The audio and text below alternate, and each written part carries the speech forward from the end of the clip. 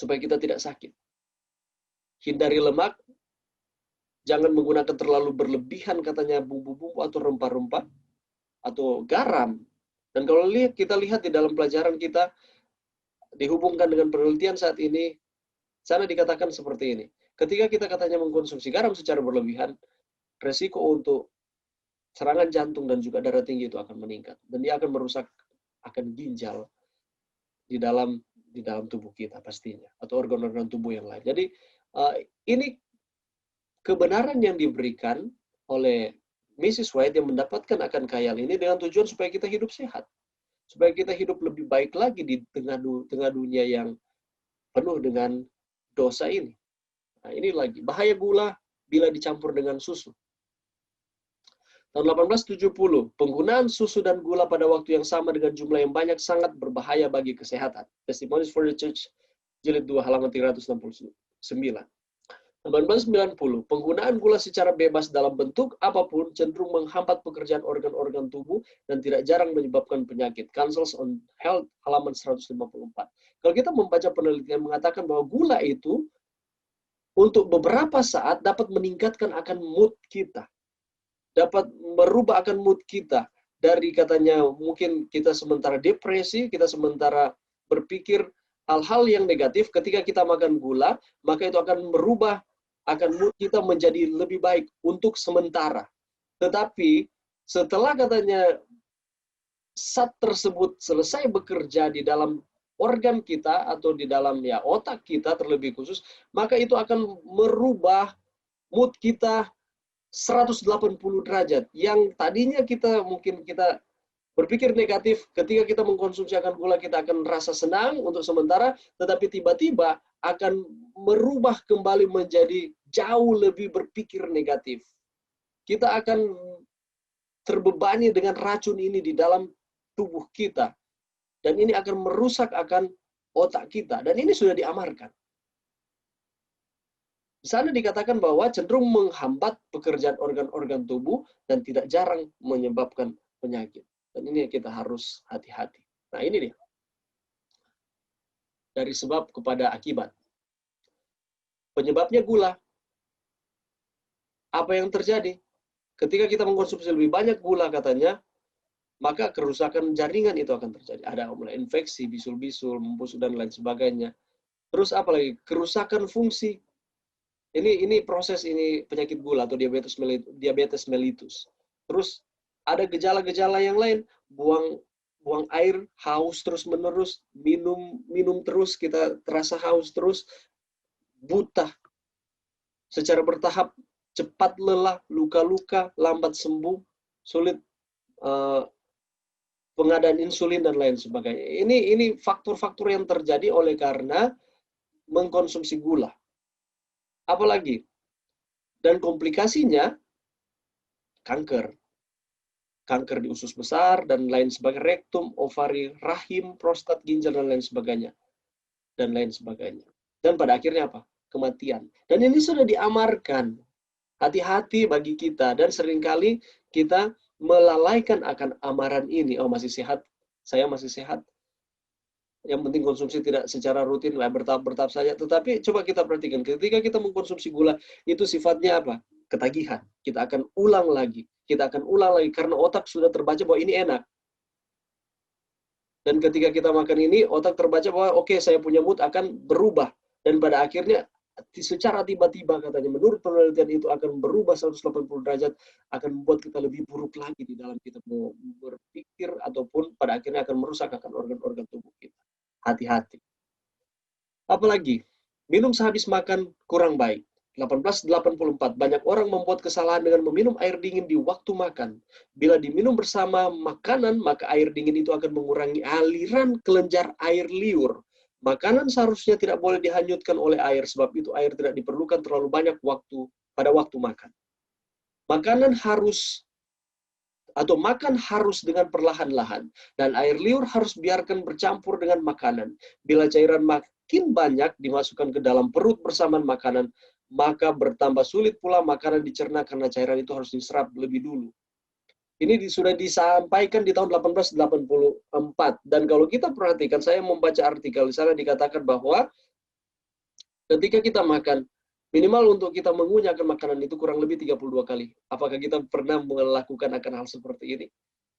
Selain kita melakukan mengunyah makanan sebanyak kurang lebih 32 kali, selain supaya makanan tersebut tercampur dengan air liur kita, supaya ketika masuk ke dalam lambung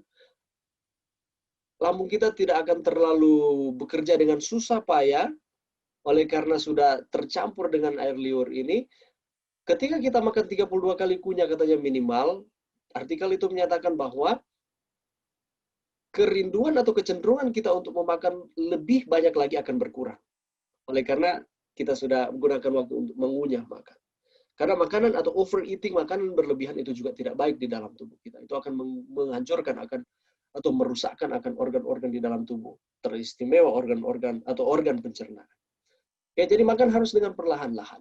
Kutipan Roh Nubuat mengatakan yang lain, ketika kita makan, kita harus singkirkan setiap pertikaian, pertentangan, perkelahian antara satu dengan yang lain, atau berpikir negatif.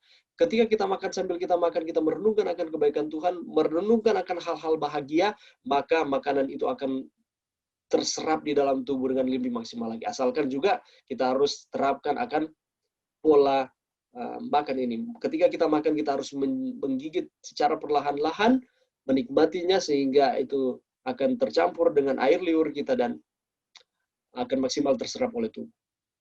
Dan ini sudah disampaikan jauh sebelumnya, di tahun 1884. Mrs. White mendapatkan khayal tentang kesehatan terlebih khusus mengenai ini. Bahaya narkotik, tembakau, dan alkohol. 1871.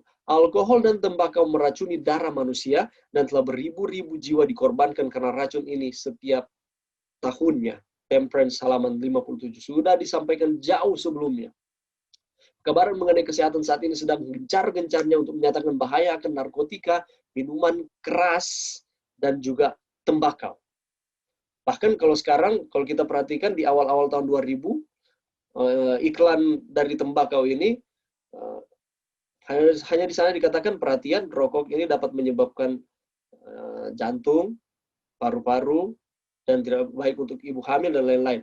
Tetapi sekarang kalau kita perhatikan, iklan dari rokok ini sudah apa? Menyatakan bahwa rokok membunuhmu. Dengan jelas menyatakan rokok membunuhmu. Kalau misalnya dikatakan rokok membunuhmu, kenapa kita mengkonsumsinya?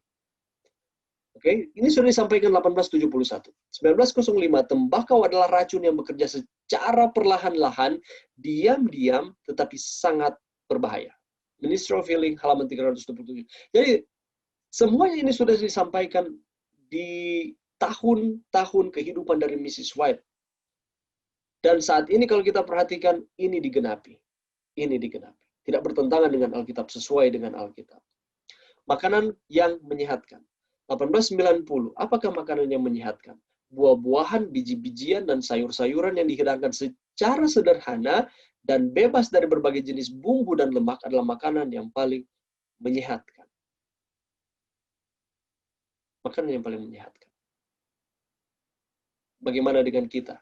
Apakah kita sudah memilih akan makanan ini atau tidak? Ini sudah disampaikan 1890. Mari kita lihat ujian terhadap tulisan Ellen White. Buah-buah serta pengaruh kehidupannya atau naskah yang ditulis oleh Ellen White mencapai kurang lebih dari 80 buku. 200 traktat dan risalah 4.600 artikel. Keahlian yang ditunjukkan oleh Mrs. White mencakup seluruh kebutuhan manusia. Yang kedua, mengakui bahwa Yesus menjelma menjadi manusia. Terlebih dalam tulisannya yang berjudul Kerinduan Segala Zaman, di sana mencatat bagaimana proses Yesus Allah ini menjelma menjadi manusia dan diam di dalam kita manusia untuk menebus kita dari setiap dosa yang kita lakukan. Yesus mati di kayu salib dan menyatakan bahwa kita ini adalah anak-anak. Yang tadinya kita harus dihukum mati, tetapi Allah memberikan kesempatan melalui anaknya yang tunggal Yesus Kristus supaya kita diselamatkan. Nah, di sana dikatakan bahwa dia mengakui bahwa Yesus itu menjelma menjadi manusia.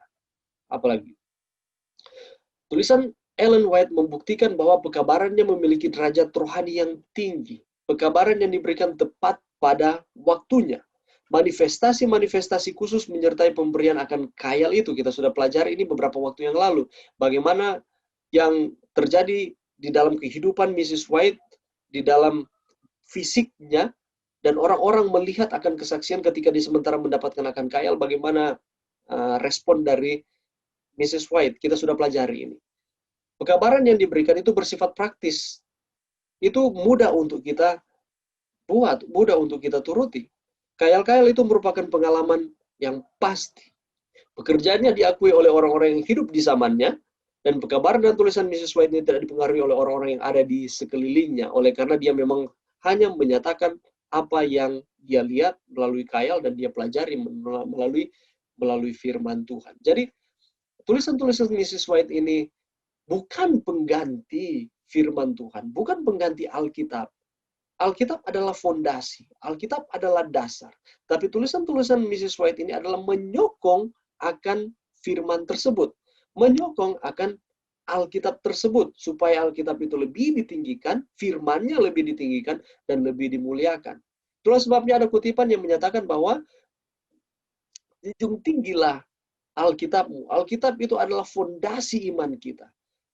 Apabila ada tulisan-tulisan saya, dalam tanda kutip Mrs. White, yang tidak sesuai atau tidak konsisten dengan Alkitab, tinggalkan tulisan saya dan kembali ke Alkitab. Tetapi puji Tuhan, kalau kita melihat bahwa tulisan-tulisan Mrs. White itu selalu meninggikan dan memuliakan Tuhan, atau meninggikan akan firman atau Alkitab tersebut. Jadi jangan menggunakan tulisan Ron Nubuat itu sebagai pengganti Alkitab. Alkitab itu adalah dasar.